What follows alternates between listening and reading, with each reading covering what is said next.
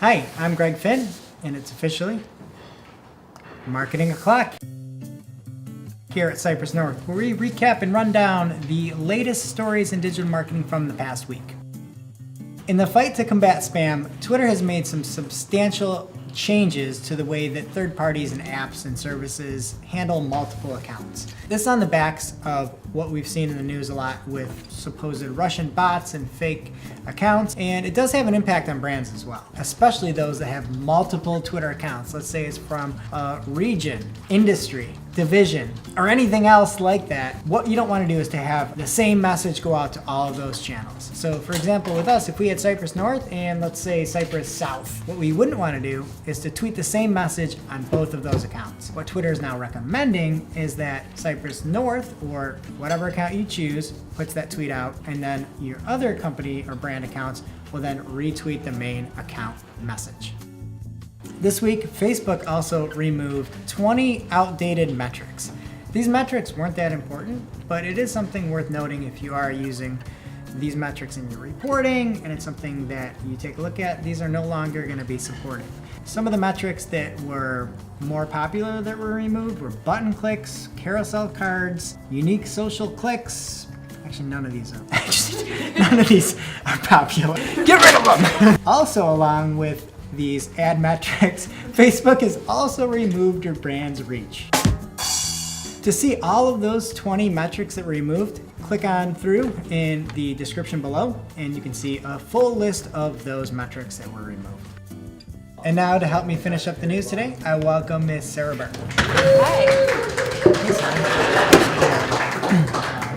So what's new, Sarah? A couple things. In Google's ongoing movement towards a better mobile web, they've released 2 new tools related to mobile site speed. One of them is the mobile scorecard, and the other one is the conversion impact calculator. The mobile scorecard is really easy to use. You basically put in the URL of your website.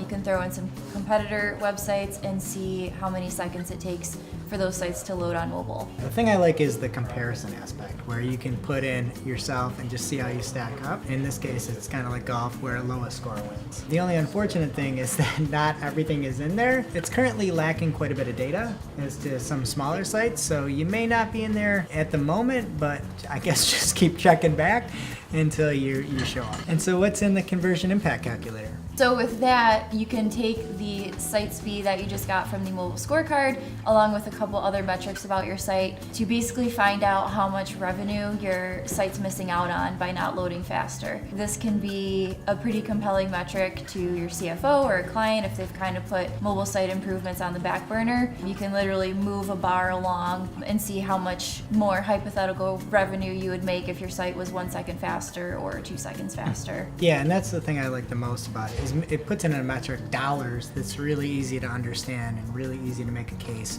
for speed. It kind of reminds me of those retirement calculators where you enter in your age and your salary and you realize that you should be saving 105% of your salary every month. You might be in a little bit of a state of panic, just like if your site's not loading at 0.6 seconds, but rest assured we're all panicking. So make sure that you have the resources, or use this to get the resources to get all that money on that sliding scale back into your pockets. And cut out your weekly Chipotle trips. No more avocado toast. Also, this week, you may have seen some celebrities or folks that you follow touting a new social network called Vero. So what Vero is it's a ad-free, chronological social network that is promised that it won't restrict any of your reach. It also doesn't work very well, right? Yeah. No one knows how to use it. If you scroll through Twitter or people posting on their Instagram that they now have a Vero account, it's usually along the lines of, I don't know what this is, but follow me. And then you try to search for them. I tried to look for you, and I found 50,000 other Sarah Burks that There's a lot of were them out there. on Vero, though? But really? I'm not. Oh, that's So why there's I the find first you. problem. Okay. The main issue I see with Vero is that the first 1 million folks that signed up were going to have a free lifetime account. But after that, they're going to ask their users to pay a small fee. How are you going to operate, and how's that going to go over? Making people pay to use your social network. My prediction is that no one's going to pay for it, and they're eventually going to sell out and offer advertising. In other news, it was spotted in the wild that Google Search Console has been sending out email notifications for title tags that are too long. It seems that the notifications are new, but the information is not new. You can find it in the old version of Search Console in the HTML improvement section to see if your title tags are too long. The moral of the story isn't really anything new. Keep your title tags short, concise. You're not creating a manuscript for each one of these title tags.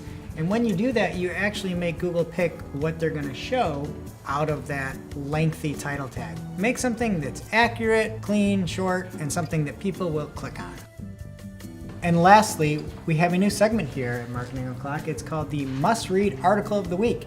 Each week we're going to take a lengthy article that we simply cannot condense into the time allotted here at Marketing O'Clock. And today's must-read marketing article of the week comes from Eric Enga of Stone Temple Consulting on Search Engine Land.